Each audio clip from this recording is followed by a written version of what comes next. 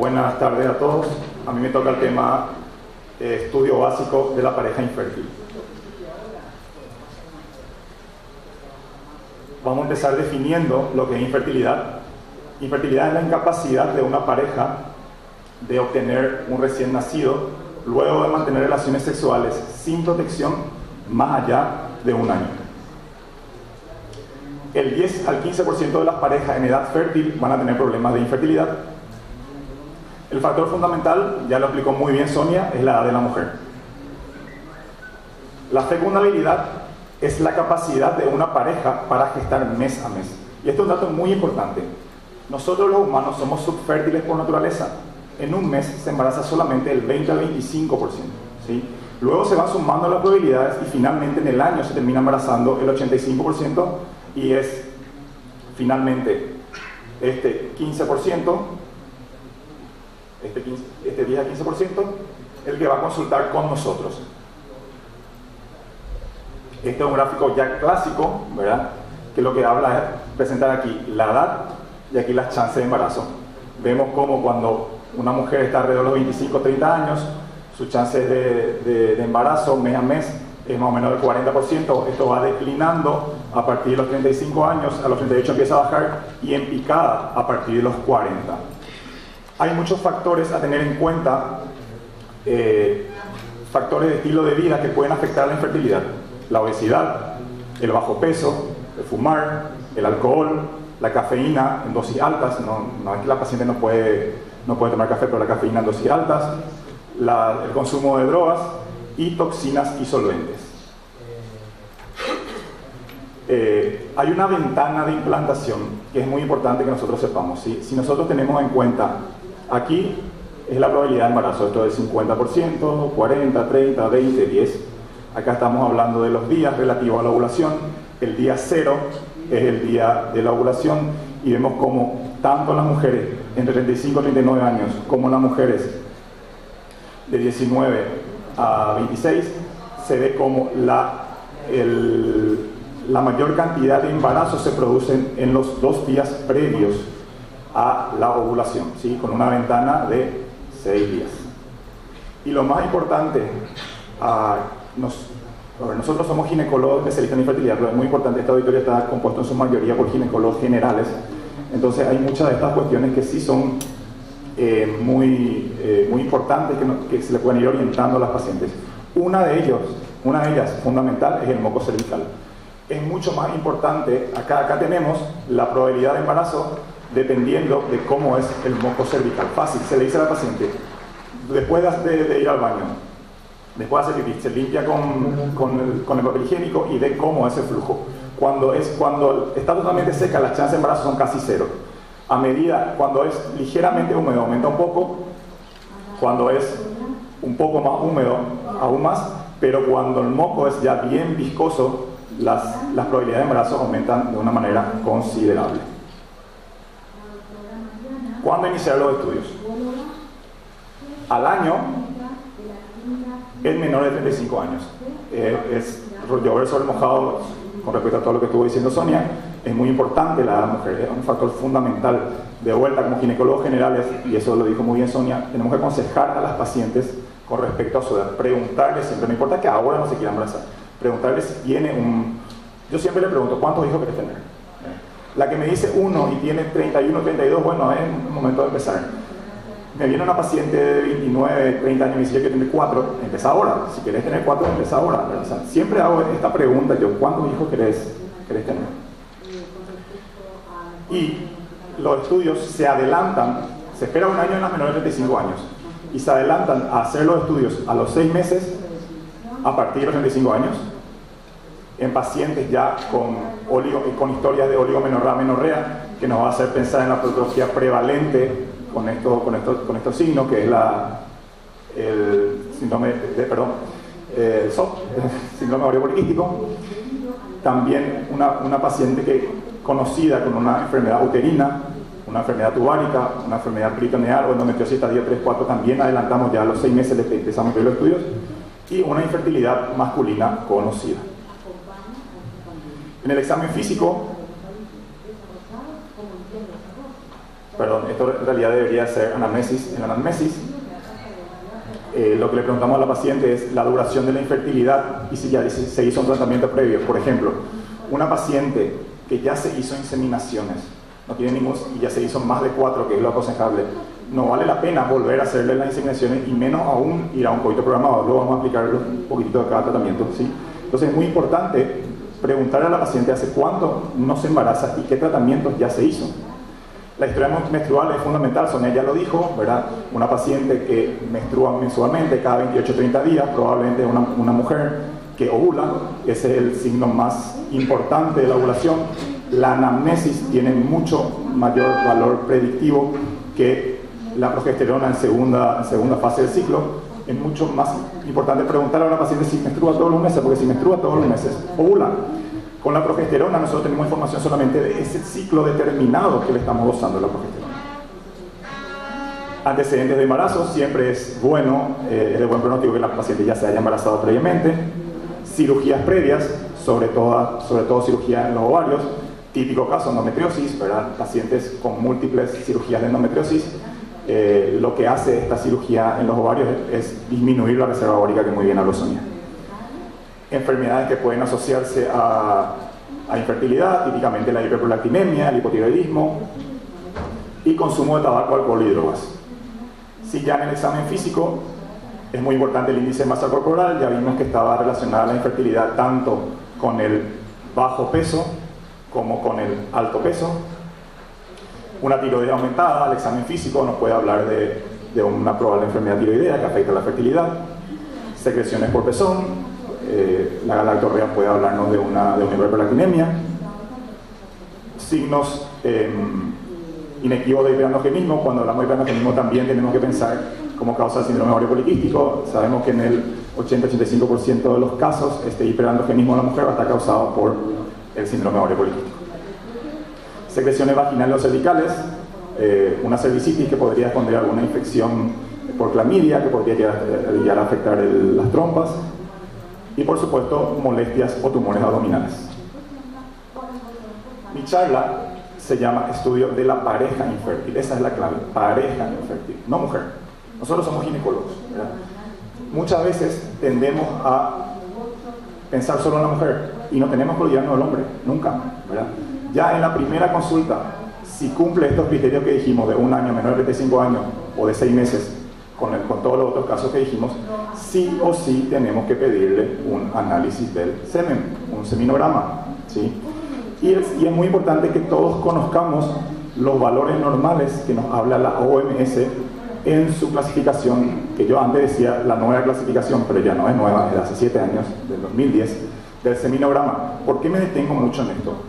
Porque por lo menos en Asunción, no sé cómo será en Encarnación, pero en Asunción más del, me atrevo a decir, 90% de los laboratorios informan la antigua clasificación de la OMS. Eso le clasifica a los varones como con problemas de fertilidad cuando en realidad no tienen. Entonces es muy importante que nosotros los ginecólogos sepamos cuáles son esos valores normales. ¿Y cuáles son? El número total de espermatozoides tiene que ser mayor a 39 millones. Si es menor, hablamos de una oligozoospermia. El recuento de móviles progresivos tiene que ser mayor a 32%. Si es menor, hablamos de astenozoospermia. Las formas normales, las formas normales tienen que ser mayor a 4%. Si tenemos menor a 4%, hablamos de una teratozoospermia. Y siempre es importante utilizar 2 o 3 muestras, porque fisiológicamente es normal que el semen del varón fluctúe. Es muy normal que el semen del varón fluctúe. Entonces, puede que esa primera muestra haya sido una fluctuación fisiológica, entonces nunca tenemos que quedarnos con una sola muestra del seminograma. Por decirles, en la antigua clasificación, estos 39 millones era 50, esto era 50, esto era más o menos igual, pero el recuento por ml era ahora de 15 y antes era de 20, esto era antes de 14 a 30, ahora de 4, ¿verdad? Entonces las cosas variaron. Lastimosamente, los laboratorios no se ayornaron a este nuevo manual que está usado en todo el mundo. Este fue un gran estudio que se hizo con pacientes de los 4 continentes, que estuvieron en 13 o 14 países, más de, no me acuerdo si eran 12.000 o 13.000 hombres con fertilidad probada. en los cuales se hicieron estos estudios. La ecografía transvaginal es muy importante. Acá tenemos para evaluar básicamente la cavidad uterina y los ovarios. En la cavidad uterina tenemos la típica imagen de un mioma aquí, ¿sí? Y sobre todo este tipo de mioma, que es el mioma submucoso. El mioma submucoso está demostrado científicamente que afecta la fertilidad. Ya con respecto a los miomas intramurales o subserosos, hay diferentes, no hay un consenso, está contradictorio de la información con respecto a eso, pero el mioma submucoso se sabe que afecta la fertilidad. Encontramos un mioma submucoso, a esa paciente hay que hacerle una histeroscopía. La histeroscopía no entra dentro del estudio básico de la pareja infértil, pero sí es un método muy útil si es que se encuentran algunas patologías. El pólipo sí está discutido, algunos autores dicen que los pólipos podrían afectar la fertilidad, otros no. Y esto es, acá se ve un pólipo, no sé si se ve también. Y en los ovarios miramos todo lo que ya habló muy bien Sonia, no me voy a tener, ¿verdad? La estructura, el aspecto de evolución de los folículos, si hay un quiste. Rol estándar para permeabilidad tuvárica, la histerosalpingografía, ¿sí? Hasta ahora es el rol estándar, hay muchas otras técnicas, se puede hacer la histerosonografía y ver si hay pasaje del líquido y se puede mirar por ecografía, se puede hacer también la hidrocromotubación por la paroscopía, pero el rol estándar todavía, según el artículo que citaba yo anteriormente, del 2015, el diagnóstico de la mujer infértil de la Sociedad Americana, todavía hasta el año 2015 la histerosalpingografía sigue siendo el rol estándar. Sí, acá vemos cómo se va tiñendo la cavidad uterina y las trompas. Resumen de pruebas básicas. Primero, y no olvidarnos nunca, seminograma, no olvidarse el varón, una ecografía transvaginal, determinaciones hormonales en tercer día del ciclo, FSH, LH, estradiol, prolactina y TSH, y la histerosalpingografía.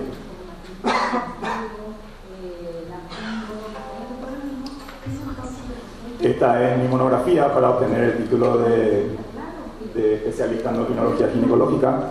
Lo hice en el año 2013 y lo que hice fue estudiar 283 parejas que acudieron al hospital de clínicas con diagnóstico conocido de infertilidad y determinar las causas en estas 283 parejas. En el 32% de los casos era un factor masculino, en el 30% un factor tuvárico, la edad en un 27%,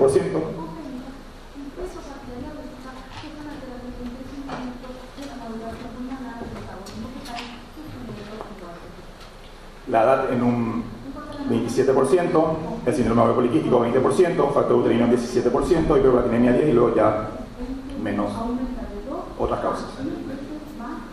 Bueno, dependiendo de lo que nosotros encontremos en los estudios básicos, vamos a ir a las diferentes técnicas, ¿sí? La reproducción médica asistida se define, esto se reunió en la OMS en el año 2009 y todo un glosario de términos, ¿verdad? Y la reproducción médica asistida es la reproducción lograda a través de la inducción de la ovulación, la estimulación ovárica controlada, el desencadenamiento de la ovulación, técnicas de reproducción asistida, inseminación intrauterina, intracervical o intravaginal, con semen del esposo, pareja o un donante. La primera línea de tratamiento, y dependiendo de lo que tenga el paciente, son los coitos programados. Nos toca ser instructores en el hospital de clínicas y a todos los residentes que rotan con nosotros, siempre le insistimos que el coito programado sí es un tratamiento que tranquilamente puede hacer un ginecólogo general.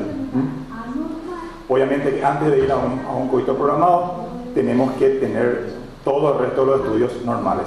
Típicamente, ¿en quiénes usamos los coitos programados? En la paciente anovulada. ¿Quién es la paciente anovulada? Nuevamente, el síndrome ovario poliquístico. Y podemos usar, básicamente lo que hacemos es darle citrato de clomifeno o letrozol. Siempre hacemos una ecografía basal, vemos que los folículos estén todos pequeñitos. Al décimo le damos por 5 días el clomifeno o letrozol, le volvemos a hacer una ecografía 10 días después, vemos que un folículo aumentó ya de tamaño aquí. Unos días después, nuevamente, este mismo folículo vemos que ya está más crecido. Y muy importante, no centrarnos solamente en el ovario, sino también mirar el endometrio. Un endometrio receptivo es un endometrio aquel que tiene 7 milímetros o más de espesor. Venimos de aquí a aquí y vemos que tenga 7 milímetros o más. La segunda línea de tratamiento clásicamente es la inseminación artificial. La inseminación artificial tenemos 3 etapas. La primera es la estimulación del ovario. Podemos estimular el ovario de vuelta con clomifeno, con letrozol o con gonadotrofinas. La segunda parte es la preparación del semen. ¿Qué es lo que se hace? El hombre recoge una muestra de semen por masturbación. Ese semen se lleva al laboratorio, se ponen unos tubitos con unos gradientes de concentración, se centrifugan en una centrifugadora, se obtienen los mejores espermatozoides y esos son los que finalmente, paciente de posición ginecológica, espéculo, en esta jeringuita está la muestra del semen, se introduce una cánula en el fondo uterino y se realiza la inseminación. Y por último, las técnicas de reproducción asistida. Las técnicas de reproducción asistida son procedimientos que envuelven el manejo in vitro tanto de ovocitos como de espermatozoides humanos o de embriones, con el objetivo de conseguir un embarazo. Tiene varias etapas. La primera es la medicación, estimular el crecimiento de múltiples folículos, Sonia ya habló de eso. La monitorización ecográfica del crecimiento folicular, la maduración final de los ovocitos con HCG, la punción ovárica ecográfica para extraer los ovocitos, la FIV convencional o el ICSI. Vamos a ir hablando de las partes más importantes de estas etapas más adelante. El cultivo embrionario hasta embrión en estadio temprano de 8 células, día 3, o blastocisto, día 5, y la transferencia embrionaria, y por último, el soporte con fase lútea progesterona. Ven la diferencia en la imagen ecográfica previa. En un coito programado nosotros queremos que básicamente crezcan entre 1 y 3 folículos. ¿Por qué queremos que crezcan entre 1 y 3 folículos? Para que no haya riesgo de múltiples. Si hay 4, 5, 6 folículos, podemos tener cuatrillizos, quintillizos, sextillizos. Eso es negligencia médica, no podemos llegar a eso. Entonces, cuando hablamos de el desarrollo folicular para fecundación in vitro, para técnica de reproducción asistida, queremos que crezcan más folículos. Ven, este es un ovario en reposo y vemos cómo acá ya hay varios folículos crecidos solamente en este plano del transductor vaginal. Esto es un solo plano. Si yo muevo el transductor, en otro plano voy a tener más folículos. En un solo plano vemos ya 4 folículos. Probablemente está una paciente que tendría en este ovario entre 8 y 10 folículos mínimamente. Después vamos a la punción ovárica. Estos son los materiales que nosotros usamos en la punción con un aspirador. La paciente está anestesiada. El transductor vaginal tiene adosada una aguja. Esta es la aguja, ¿sí? Con la aguja vamos atravesando los ovarios, los pinchamos el líquido folicular. Ese líquido folicular se va almacenando en estos tubitos. Estos tubitos pasan al laboratorio y dentro del líquido folicular, obviamente, ¿qué hay? Óvulos, ¿sí? Y los óvulos podemos hacer 2 tipos de fecundación in vitro. Esto es un óvulo. Aquí está el óvulo con su zona pelúcida, con su corona radiada. Y en la FIV convencional, este cuadrito es la imagen ampliada que vemos aquí. Y lo que hacemos es, en la FIV convencional, es poner varios espermatozoides, un espermatozoide, que hay otro, poner miles de espermatozoides y dejar que solito el mejor espermatozoide entre dentro del óvulo. Solito entre comillas, porque ya le estamos haciendo la fecundación in vitro, y la otra técnica es el ICSI. El ICSI consta de un microscopio especial, ¿sí? Acá está una parte del microscopio. Lo que hacemos en el ICSI es agarrar un solo espermatozoide y este espermatozoide introducirlo acá dentro del óvulo. ICSI es el acrónimo de inyección intracitoplasmática de espermatozoides. Es un solo espermatozoide que se introduce dentro del citoplasma del óvulo. La siguiente etapa es el cultivo embrionario. Nosotros le llamamos día 0 al día de la punción, el día que quitamos los óvulos. En el día 1 lo que vemos es si fecundó o no ese óvulo. ¿Cómo vemos eso? Se forman los 2 pronúcleos y los corpúsculos polares. En el día 2 ese embrión va a tener 4 células, en el día 3 8 células, en el día 4 va a estadio 12 células o mórula, y en el día 5 estadio blastocisto. Por último, la transferencia embrionaria. Esta es una metaanálisis de Cochrane del año 2016 que lo que nos dice es que los mejores resultados se obtienen en la transferencia embrionaria cuando es guiada por ecografía abdominal. Esta es una ecografía abdominal, se le pide a la paciente que cargue vejiga para que atraviese mejor los rayos. La vejiga cargada cumple 2 funciones. Por un lado, sirve de ventana acústica para mirar mejor el útero, y por otro lado, permite que ese útero se enderece.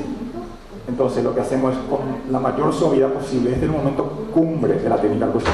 Todo, si somos brutos en esta etapa, se puede ir al tacho todo lo que estuvimos haciendo durante varios días. Y lo que hacemos es introducir con la máxima delicadeza posible una canulita a través del cuello, que se ve este puntito blanquito es la punta de la cánula que nos permite saber exactamente dónde estamos dejando embriones. Para terminar, quiero hablar de algo que son las pruebas genéticas preimplantacionales. No entra dentro de lo que es el estudio básico de la pareja infértil, pero sí me pareció muy importante, dado que me dio en este tema en el Congreso, hablar de las técnicas, las pruebas genéticas preimplantacionales, porque es una herramienta que estamos incorporando a partir de ahora a nuestro diario trabajar y que nos va a servir de muchísima utilidad en determinadas situaciones que voy a ir citando más adelante. ¿En qué consisten las pruebas genéticas preimplantacionales? Siempre se hace en el contexto de una fecundación in vitro, ¿sí? Lo que se hace es, se analiza genéticamente una o más células de un ovocito o embrión y se usan estos resultados para guiar qué embriones transferir al útero. Esta es una muy linda gráfica que encontré en un trabajo brasilero publicado hace 2 años, que lo que nos dice es de qué lugares nosotros podemos obtener las células para hacer el diagnóstico, las pruebas genéticas preimplantacionales. Podemos obtenerlo del corpúsculo polar, podemos obtenerlo de una blastómera que quitamos de un embrión de día 3, o podemos obtener el trofoblasto de un embrión en estadio de blastocisto. Tenemos 2 tipos de pruebas genéticas preimplantacionales. Uno es el screening genético preimplantacional, nosotros le llamamos PGS, por sus siglas en inglés. Y lo que hace es evalúa si existe una aneuploidía, o sea, una alteración de la cantidad de cromosomas en los embriones o en los corpúsculos polares. Y lo otro es el diagnóstico genético preimplantacional, que le llamamos PGD. PGS, screening, PGD, diagnóstico, evalúa si una célula biopsiada de un embrión contiene una anormalidad génica asociada con una enfermedad específica que afecta a uno o ambos progenitores. O sea, el PGS nos habla de los cromosomas y el cariotipo, el PGD es con respecto a un determinado gen, a una determinada enfermedad génica. Las indicaciones para el diagnóstico genético preimplantacional. El PGD. Enfermedades autosómicas recesivas en las que ambos padres son portadores. Por ejemplo, la fibrosis quística, enfermedad de Tay-Sachs, anemia falciforme, etc. O sea, ¿qué es lo que nos permite eso? Nos permite ofrecerle a estos padres con estas patologías hijos que no van a tener esto. Enfermedades autosómicas dominantes, como la enfermedad de Huntington en uno o ambos padres. Enfermedades ligadas al cromosoma X, como la hemofilia, y ciertas translocaciones o inversiones cromosómicas balanceadas. En quienes usamos el screening genético preimplantacional, el PGS, que es el estudio de los cromosomas, en parejas con abortos recurrentes o aquellos con aneuploidías recurrentes en esas muestras de estudio de aborto, en fallas de implantación repetida durante la fecundación in vitro. Hay muchas pacientes en las cuales nosotros le hacemos una fecundación in vitro, miramos morfológicamente cómo es el embrión, ese embrión es súper lindo, así el típico embrión que yo les mostré en las fotos previas, pero internamente ese embrión puede tener un cariotipo alterado. La única manera de saberlo previo a la transferencia es a través de una PGS. Hombres con factor masculino severo y parejas que se están haciendo PGD. O sea, por ejemplo, una pareja que tiene fibrosis quística, una patología más prevalente génica, ¿verdad?, que ya se está haciendo PGS para no tener fibrosis quística, para que la descendencia no tenga fibrosis quística, aprovechamos y le hacemos ya el PGS también.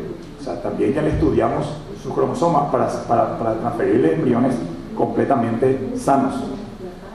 y parejas que se están haciendo fecundación in vitro y quieren single embryo transfer. O sea, es una tendencia mundial ir transfiriendo ya un solo embrión. Nosotros en la clínica transferimos entre 1 y 2 embriones, dependiendo de la paciente. El single embryo transfer lo que hace es abolir completamente la posibilidad de un embarazo gemelar, ¿sí? O sea, no completamente, si después se divide puede llegar a ser gemelar, pero por lo menos que no sea bicoreal y amniótico. Este es un video. Vamos a ver si me funciona. Siempre pasa esto con los videos.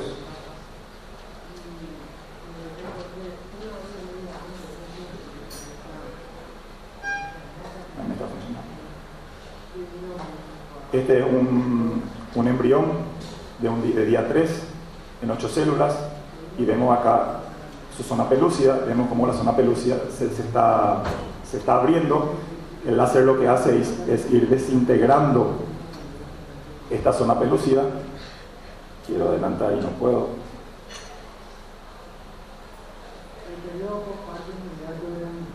En mi casa podía adelantar, acá no puedo adelantar. Siempre lo pasa. Lo que vamos viendo es cómo va aumentando el agujerito, por llamarlo así, ¿verdad?, de la zona pelúcida.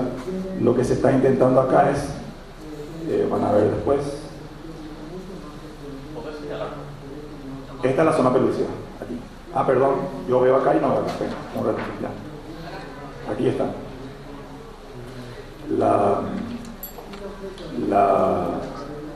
Esta es la zona pelúcida, ¿sí? Que está haciendo. Ven cómo esto va aumentando cada vez más de tamaño. Bueno, por otro lado, esto también nos sirve para ver en tiempo real cuánto tarda esto. Yo realmente para fines didácticos quería adelantar un poquitito.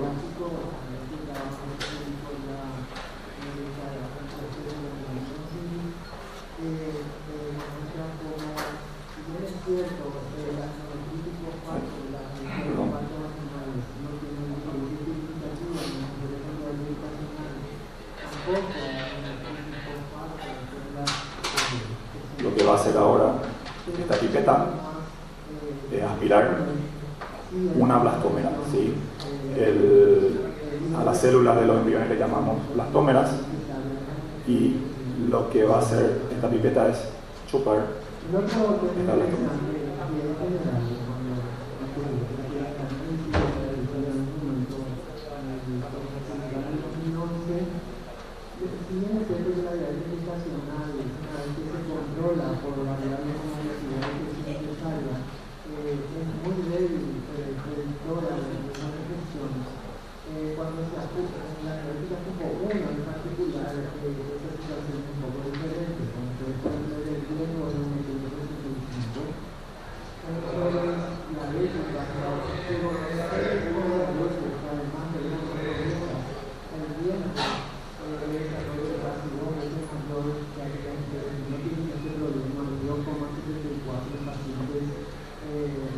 Ahí se ve cómo se está sacando la blastómera del embrión.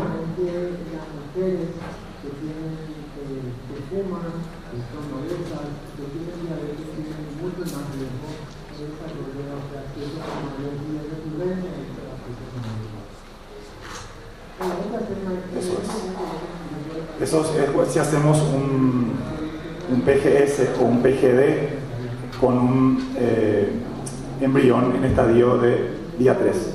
También podemos hacerlo con un embrión en estadio blastocisto, ¿sí?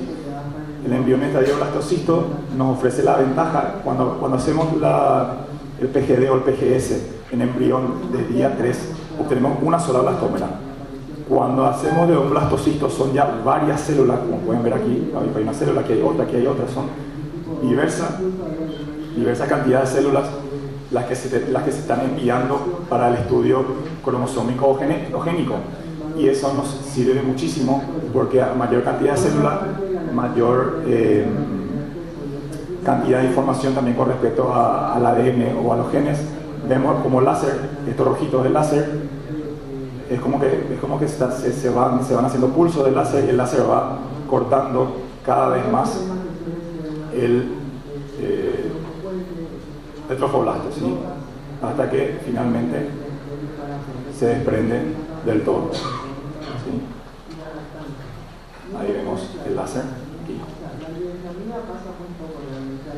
Bueno, la técnica que nosotros vamos a usar en la clínica, o sea que estamos ya empezando a usar en la clínica, es la Next Generation Sequencing, el NGS, ¿sí? El NGS nos permite, es lo último de lo último en tecnología con respecto a PGD y PG. Eso es muy importante saberlo. Estamos muy orgullosos de poder tener eso. Estamos muy orgullosos de poder ofrecerle a nuestras pacientes esta tecnología, porque ¿qué es lo que hace esta tecnología? Este es un estudio publicado el año pasado en la Fertility and Sterility, que lo que hace es estudiar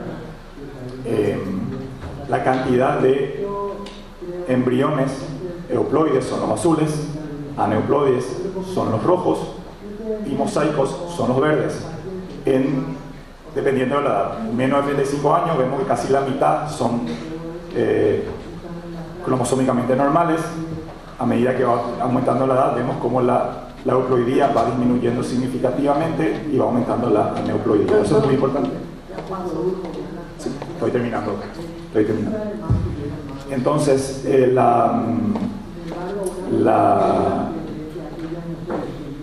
PGS nos permite obtener muchísimas mejores tasas de implantación y de embarazo en nuestras pacientes. Esto es un resumencito, ya es lo que estuvimos diciendo. Se hace la punción ovárica, el ICSI, se deja el embrión en el cultivo y luego se obtiene una blastómera, un grupo de blastómeras, y se analizan genéticamente y se ven cuáles son. Estos verdes serían los embriones que no están afectados, los rojos son los afectados, y luego se hace la transferencia embrionaria del embrión que no está genéticamente afectado. Muchas gracias.